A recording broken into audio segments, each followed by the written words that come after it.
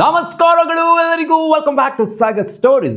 So CSK ಅವರು ಸಿಕ್ಕಾಪಟ್ಟೆ wait ಮಾಡ್ತಾ ಇದ್ದಾರೆ. ಸಿ.ಎಸ್.ಕೆ ಫ್ಯಾನ್ಸ್ಗಳು, ಎಸ್ಪೆಷಲಿ MS ಧೋನಿ ಅವರ ಫ್ಯಾನ್ಸ್ಗಳು. ಇನ್ಫ್ಯಾಕ್ಟ್ ಸಿ.ಎಸ್.ಕೆ ಅವರ ಫ್ಯಾನ್ಸ್ಗಳು ಅನ್ನೋದಕ್ಕಿಂತ ಯಾಕೆ RCB ಇಲ್ವಾ, RCB ಫ್ಯಾನ್ಸ್ಗಳು ಸಿ.ಎಸ್.ಕೆ ಫ್ಯಾನ್ಸ್ಗಳಲ್ಲ ಅಂತಂದ್ರೂ ಕೂಡ MS ಧೋನಿಯ ಫ್ಯಾನ್ಸ್ಗಳು ಸಿಕ್ಕಾಪಟ್ಟೆ ಜನ ಇದ್ದಾರೆ. MS ಧೋನಿ ಇಷ್ಟ ಅನ್ನೋಂಥವ್ರು. ಸೊ ಸಿಕ್ಕಾಪಟ್ಟೆ ಜನ ಆಂಟಿಸಿಪೇಟ್ ಮಾಡ್ತಾ ಇದ್ರು MS ಧೋನಿ ಅವರು ನಿನ್ನೆ ಮ್ಯಾಚ್ನ ಆಡ್ತಾರೆ. ಶತಾಯ ಗತಾಯ ಅಂತ ನಾನು ಕೂಡ ಅನ್ಕೊಂಡಿದ್ದೆ. ನೋಡಿ, ಗ್ರೌಂಡಿಗೆ ಬಂದ್ರು. ಮೊದಲನೇ ಮ್ಯಾಚ್ ಅವ್ರು ಗ್ರೌಂಡಿಗೆ ಬಂದಿದ್ದು ಈ ಸೀಸನು 17ನೇ ತಾರೀಕು ಪಕ್ಕಾ ಬರ್ತಾರೆ ಅಂತ ಗೊತ್ತಿತ್ತು. ಗ್ರೌಂಡ್ಗಂತೂ ಬಂದ್ರು.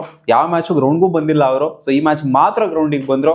ಸೊ ಆಡ್ತಾರಾ ಅಂತ ಇನ್ನೇನು ಅನ್ಕೊಳ್ಳುವಂಥ ಟೈಮಲ್ಲಿ ಇಲ್ಲ, ಆಡೋದಿಲ್ಲ, ಅವರು ಫಿಟ್ ಇಲ್ಲ. ಋತುರಾಜ್ ಗಾಯಕ್ವಾಡ್ ಅವರು ಫಿಟ್ ಇಲ್ಲ ಮ್ಯಾಚ್ನ ಆಡೋದಕ್ಕೆ, ಅದರಿಂದ ಆಡೋದಿಲ್ಲ ಅಂತ ಹೇಳ್ಬಿಟ್ರು. ಸೊ ಈ ಮ್ಯಾಚ್ ಆಡಿಲ್ಲ ಅಂದರೆ ನೆಕ್ಸ್ಟ್ ಮ್ಯಾಚ್ ಅಂತೂ 100% ಶಾರ್ಟು, ಅದು ಆಡೋಂಥ ಸಾಧ್ಯತೆನೇ ಇಲ್ಲ. ಸೊ ಅವರು ಇಲ್ಲಿ ಫಿಟ್ ಇಲ್ಲ ಅಂತ ಇವ್ರು ಹೇಳ್ತಾ ಇದ್ದಾರೆ.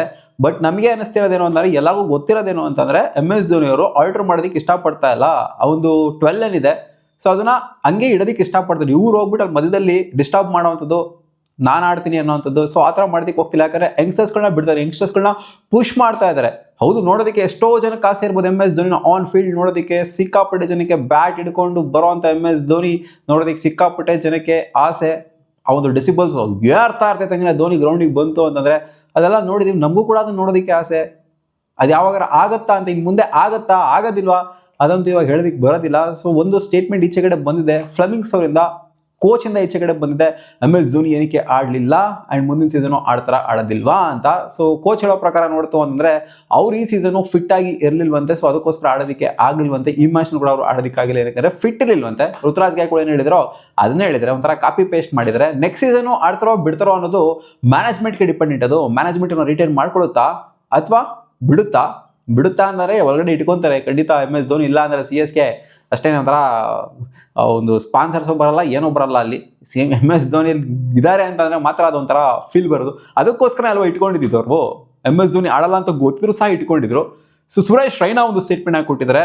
ನಾನು ಹೇಳಿದೆ MSDಗೆ, ನೀನು ಮಿಸ್ ಕಾಲ್ ಅಷ್ಟೇ ಕೊಟ್ಟಿದ್ಯಾ ಅಮ್ಮ, ನೀನು ಮಿಸ್ ಕಾಲ್ ಕೊಟ್ಟಿದ್ಯಾ ಅಷ್ಟೇ. ಈ ಸೀಸನು ಇದೆಲ್ಲ ಕೌಂಟ್ ಆಗಲ್ಲ, ಈ ಸೀಸನ್ ಕೌಂಟ್ ಆಗಲ್ಲ ನಿನಗೆ.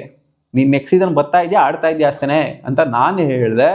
ಬಟ್ ಅವ್ರು ಹೇಳಿದ್ರು ನನ್ನ ಬಾಡಿ ವೀಕ್ ಆಗಿದೆ ಅಂತ ಅವ್ರು ಹೇಳಿದ್ರಂತೆ. ಸುರೇಶ್ ರೈನಾ ಅವ್ರಿಗೆ MSD ಹೇಳಿದ್ರಂತೆ, ಇಲ್ಲ ನೀನು ಅದೆಲ್ಲ ಗೊತ್ತಿಲ್ಲ ಅಮ್ಮ, ನಮಗೆ ಗೊತ್ತು ನಿನ್ನ ಕೈಯಲ್ಲಿ ಆಗುತ್ತೆ, ಬರ್ತೀಯ ನೀನು ನೆಕ್ಸ್ಟ್ ಸೀಸನು ಆಡ್ತೀಯಾ ಅಂತ ಸುರೇಶ್ ರೈನಾ ಅವರು ಹೇಳಿದ್ರಂತೆ. ಆ್ಯಂಡ್ ಅದವ್ರಿಗೆ ಬಿಟ್ಟಿದ್ದು, MSDಗೆ ಬಿಟ್ಟಿದ್ದು, ಅದು ಪರ್ಸ್ನಲ್ ಅಭಿಪ್ರಾಯ, ಅದು ತಗೊಳ್ಳೋದು ನೆಕ್ಸ್ಟ್ ಸೀಸನ್ ಆಡಬೇಕು ಅನ್ನುವಂಥದ್ದು. ಬಟ್ ನನ್ನ ಪ್ರಕಾರ MS ಧೋನಿ ಅವರು ಆಲ್ರೆಡಿ ಲಾಸ್ಟ್ ಮ್ಯಾಚ್ನ CSKಗೆ ಆಡಿಬಿಟ್ಟಿದ್ದಾರೆ. ಇನ್ನು MS ಧೋನಿ ಅವರು ಬ್ಯಾಟು ಕೈಯಲ್ಲಿ ಹಿಡ್ಕೊಳ್ಳಲ್ಲ CSK ಪರವಾಗಿ. ಸೊ ಇದು ಎವಿಡೆಂಟ್ ಆಗಿ ಕಾಣಿಸ್ತು. ಏನಕ್ಕೆ ನೆನ್ನೆ ಗ್ರೌಂಡಿಗೆಲ್ಲ ಬಂದಿದ್ರು, ಮಿಡ್ ಮ್ಯಾಚ್ನಲ್ಲಿ ಕೂಡ ಬಂದಿದ್ರು. ಆ್ಯಂಡ್ ಮ್ಯಾಚೆಲ್ಲ ಆದ ನಂತರ ಒಂಥರ ಫೆಲಿಸಿಟೇಟ್ ಕಾರ್ಯಕ್ರಮ ಥರ ಒಂಥರ ಗ್ರೌಂಡೆಲ್ಲ ಸುತ್ಕೊಂಡ್ಬರುವಂಥದ್ದು. ಸೊ ಇದೆಲ್ಲ MS ಧೋನಿ ಮಾಡಿರಲಿಲ್ಲ. ಏನಕ್ಕೆ ಮಾಡ್ತಾರೆ, ಯಾವಾಗಲೂ ಮಾಡಿರಲಿಲ್ಲ. ಅಲ್ಲಿ ಅಂದರೆ ಟೂರ್ನಮೆಂಟ್ ಗೆದ್ದಾಗ 2023 ಮಾಡಿದ್ರು ಅಂತ ಕಾಣಿಸುತ್ತೆ, ಅಂದರೆ ಸುತ್ಕೊಂಡ್ಬರೋದು ಟ್ರೋಫಿ ಇಟ್ಕೊಂಡು. ಸೊ ಅದು ಬಿಟ್ಟು ನೋಡ್ತಾರೆ ಇವಾಗಲೇ ಒಂದು ಗ್ರೌಂಡ್ನ ಫುಲ್ಲು ಸುತ್ಕೊಂಡ್ಬಂದಿದ್ದು ಫ್ಯಾನ್ಸ್ಗಳಿಗೋಸ್ಕರ.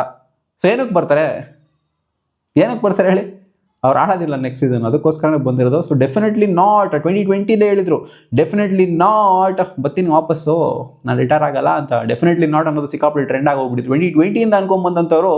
ಸೊ ಈಗ 2026 ಅಫಿಷಿಯಲ್ ರಿಟೈರ್ಮೆಂಟ್ ಇನ್ನೂ ಸಹ ಈಚೆ ಬಂದಿಲ್ಲ. ಬಟ್ ಆದರೂ MSD ಅವರು ನೆಕ್ಸ್ಟ್ ಸೀಸನ್ನು ಆಡೋದಕ್ಕೆ ಆಗೋದಿಲ್ಲ ಆ್ಯಂಡ್ ಆಡೋದಿಲ್ಲ. ನನ್ನ ಪ್ರಕಾರ ಆಡೋದಿಲ್ಲ. ಗೊತ್ತಿಲ್ಲ, ಟ್ವಿಸ್ಟ್ ಕೊಡಬಹುದೇನೋ. ಈ CSK ಗೊತ್ತಲ್ಲಪ್ಪ, ಈ ಸೀಸನ್ನು ಸುಮ್ಮನೆ ಇಟ್ಕೊಂಡಿದ್ರು MS ಧೋನಿನ. ಅವ್ರು ಆಡೋಕ್ಕಾಗಲ್ಲ ಅಂತಂದ್ರು ಕೂಡ ಅವರೇ ಹೇಳಿದ್ರು ನಾನು ವೀಕ್ ಆಗಿದ್ದೀನಿ ಅಂತ. ಅಂದರೆ ವೀಕ್ ಅಂತ ಅಂದರೆ ಮ್ಯಾಚ್ ಫಿಟ್ನೆಸ್ ಇಲ್ಲ ಅಂತ ಹೇಳಿದ್ರೆ, ಏನು ವೀಕನ್ನೇ ಅಂತ ಆಡ್ತಾರೆ ಅಂತ ಅಲ್ಲ, ಮ್ಯಾಚ್ ಫಿಟ್ನೆಸ್ ಇಲ್ಲ ನನಗೆ ಅಂತ ಸುರೇಶ್ ರೈನಾಗೂ ಹೇಳಿದ್ದಾರೆ.